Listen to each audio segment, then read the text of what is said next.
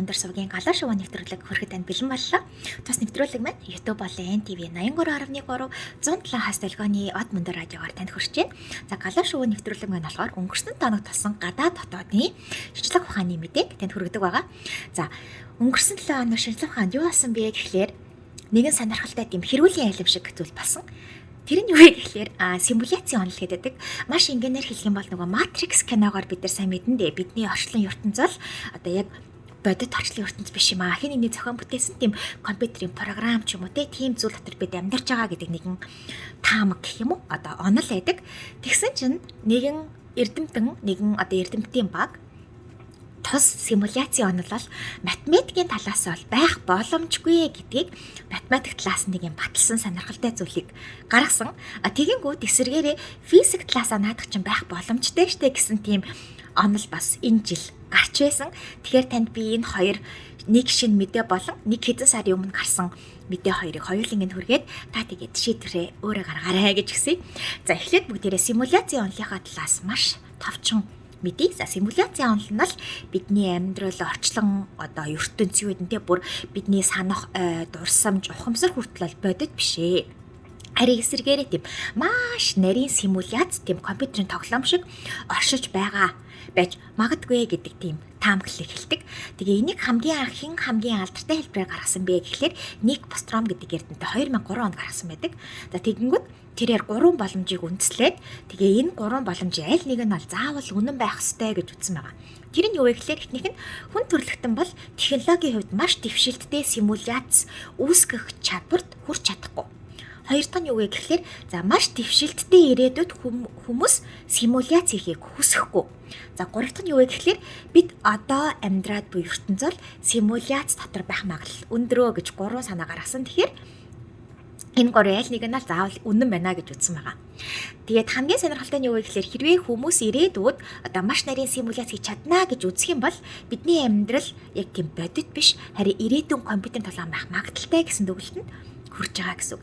Тэгээд хин яаж ийм сонин санаа гаргадаг байна гэхлээр ерөнхийдөө бол мэдээж VR ч юм уу, AI ч юм уу, суперкомпьютер, метаверс гэдэг олон зүйлийг харах юм бол ерөнхийдөө бол бодит ертөнцөөс тусгаарласан виртуал тийм одоо туршлагыг бол бид бүтээж чадна. Тэгвэл яагаад бидний амьдрал тэдний нэг биш юм бэ гэж бодож байгаа. Эсвэргээрээ бүр нөгөө квантын механик хар нүхтийн туршилт зэргийг харах юм бол ертөнцид тийм тоон бүтэц байж болох юм байна гэж үзсэн.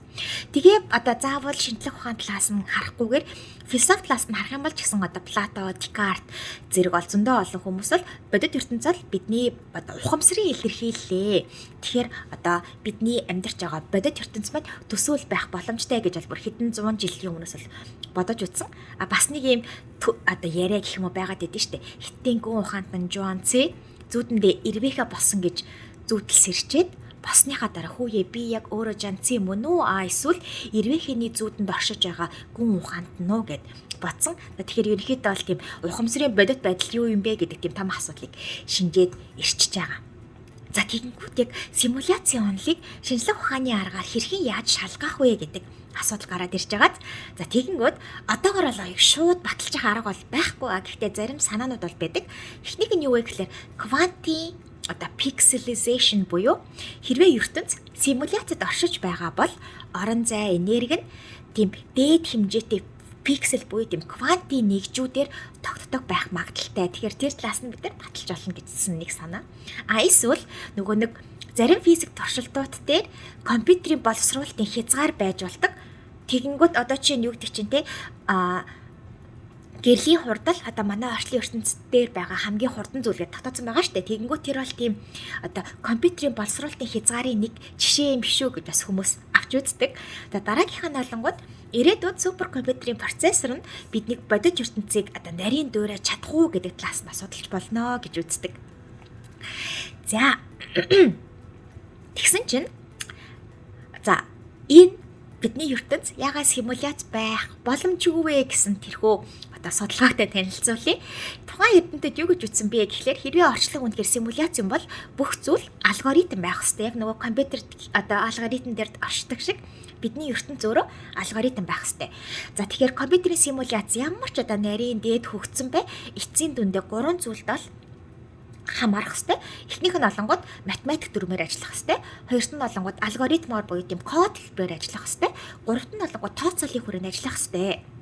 За тэгэнгүүт одоо атом, гэрэл, хүн, сэтгэл гэдэг бүгдээрээ програмчлагдсан дүрм дагах хэрэгтэй. Тэгэхээр хэрвээ үнэхээр энэ үний юм бол орчлын ертөнцид бүрэн тооцоолж болох үз байх ёстой биздэй гэж үзсэн байгаа. Тэгсэн чинь тооцоож болдоггүй үзэгдлүүд гэж бас байдгиймаа гэсэн санаа гаргаж ирж байгаа байхгүй юу. За квант таталцлын төвшөнд зарим зүйл бол алгоритмаар шийдвэрлэгдэх боломжгүй байдаг гэж үзсэн.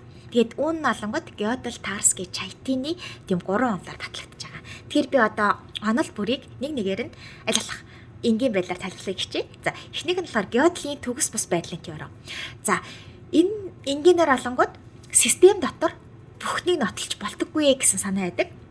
Одоо жишээ авъя л да. Одоо математик ч юм уу компьютерийн програм бүтээх юм бол тэр тогтолцоонд үнэн боловч нотолж болдоггүй өгүүлбэрөө заавал оршдог гэж байгаа. Одоо зүгээр нэг робот байлаа гэж бодъё л да. Тэгэнгүүт тэр робот бүх математикийн үннүүдийг батлах ёстой гэж бодъё үүргэн. За тэгэнгүүт хин нэгэн тунд би энэ роботын системээр нотлогдохгүй үнэн өгүүлбэр байна гэсэн өгүүлбэрийг өгчих юм бол робот үнийг нотлох гээд оролтон тэ. Хэрвээ энэ өгүүлбэр худлаа хайх юм бол тэр өөрөө системээр нотлогдчихно. Хэрвээ тэр нотлогдохгүй гэж хэлсэн бол зөрчил үүсчихнэ. Хэрвээ үнэн байх юм бол тэр роботын системээр нотлогдохгүй.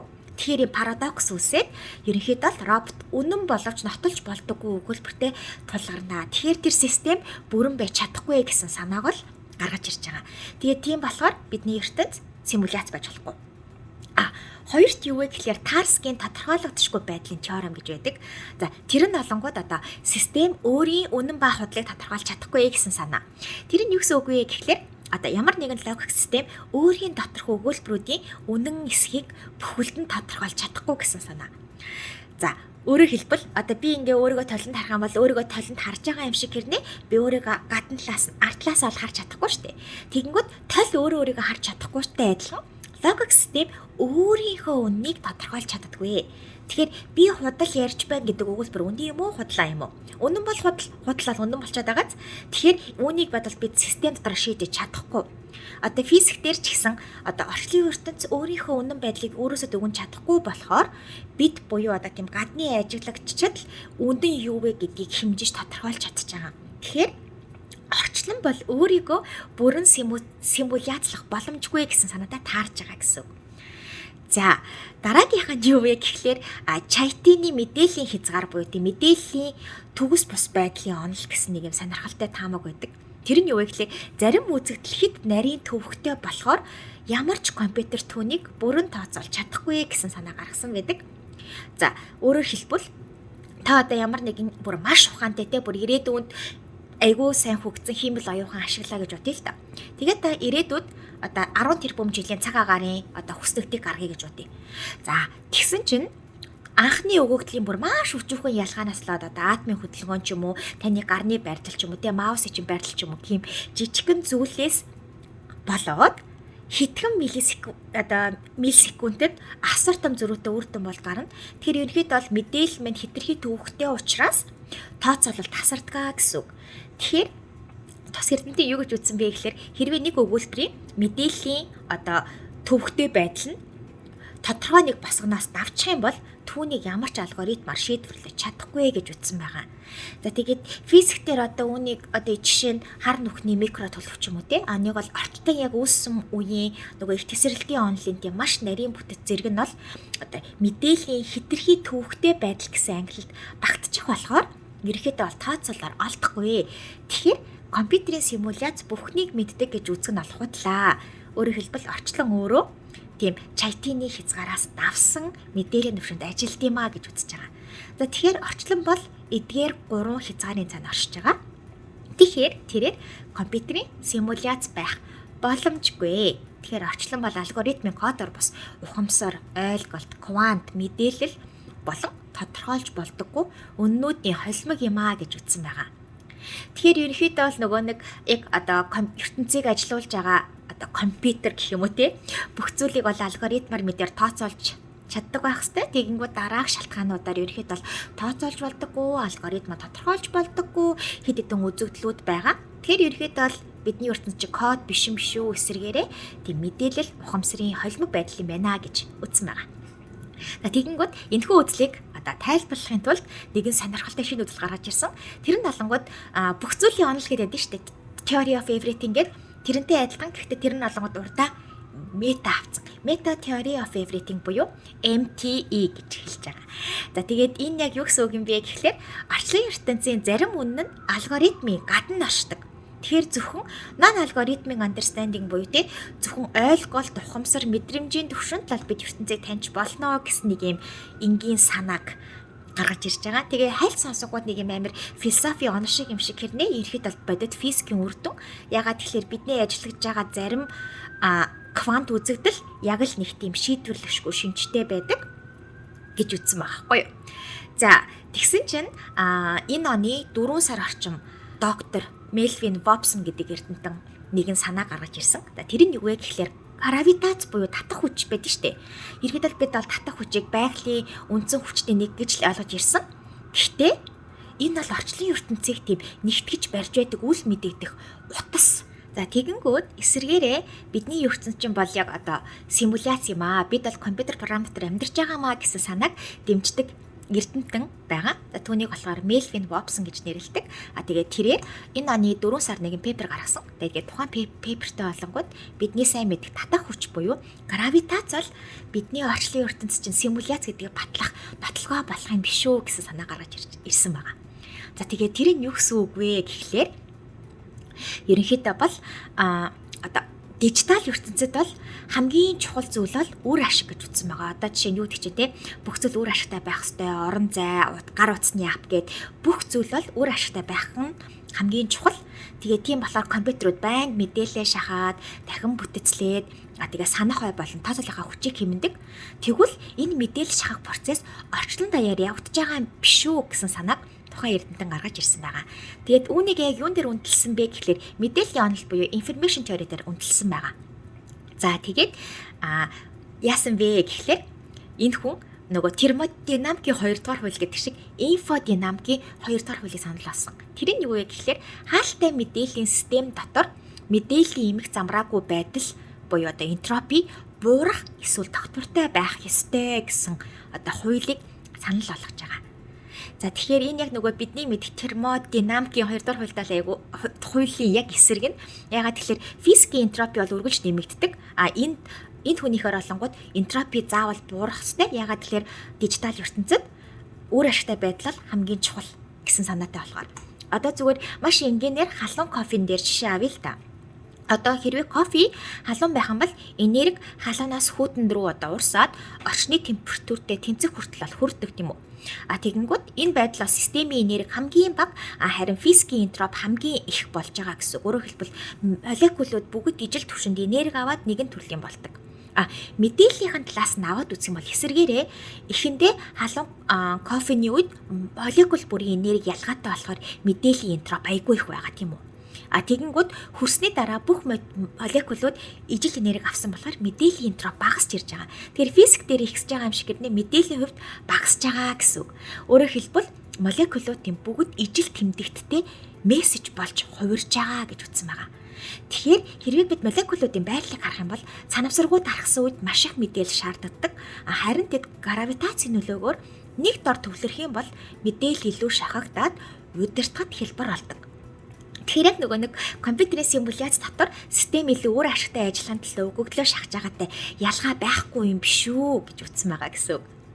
Тэгээд өөр бас нэг зүйл нь юу вэ гэхээр одоо орчлонгийн орон зайн тасралтгүй биш харин тийм жижиг мэдээллийн одоо эсүүдээс бүрддэг гэж үздэг тийм үү. Тэгэнгүүт тэр эдгээр эсүүд нь зургийн пиксел эсвэл тийм тоглоомын дэлгэцийн нүднүүдтэй адилхан. Тэгээд тус бүрд нь энэ орон зайд ямар бөөн байгаа вэ гэх мэтэр тийм мэдээллийг хадгалж байдаг. Тэгээ хэрвээ олон зүйл энэ эсүүдэд байх юм бол системийн нарийн одоо төвөгтэй байдал нэмэгдэнэ.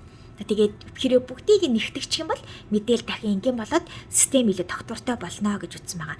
Тэгэхээр заавал одоо нөгөө нэг одоо миний царайг бүхэлд нь харах юм бол нэг хүний царай тийм хэрвээ пиксел бүрээр нь харах юм бол маш их мэдээлэл олно. Тэгэхээр яг тэрнтэй адилхан зүйл гэсэн. За тэгэхээр ерөнхийдөө бол орчлон байглаараа бол мэдээллийн энтропиг хамгийн бага түвшинд байлгахыг ирмэлцдэг. Тэгээд тооцоол хийхэд энэ бол яг мэдээллийн хүч нь Ньютоны гравитацийн хуультай тэнцвэг гарах нь бол энэ хүний судалгаа харуулж байгаа. За тэгэхээр ерөнхийдөө бол гравитац бол мэдээлэл, энтроп тооцоолын үр дүн юм аа гэсэн санааг энэхүү пейперээр гаргасан байгаа.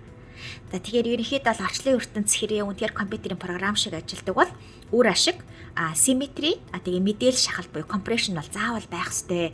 Тэгэхээр гравитац бол яг энэ бүгдийг хангаж байгаамаа.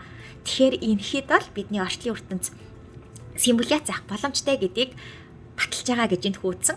За тэгэхээр таны хувьд яг ямар бодолтой байна? Бид симуляц дотор амьдарч байгаа болов уу? Эсвэл бид нэр зүгээр л ингээд симуляцгүй зүгээр л байгаа л энэ болов уу? Та аль онолыг нь илүү байх боломжтой гэж үзэж байна? За, галуу шувуу нэвтрүүлэг танд хүрлээ. Дараа 7 хоногт нэгэн сонирхолтой шинэ мэдээгээр уулзцгаая.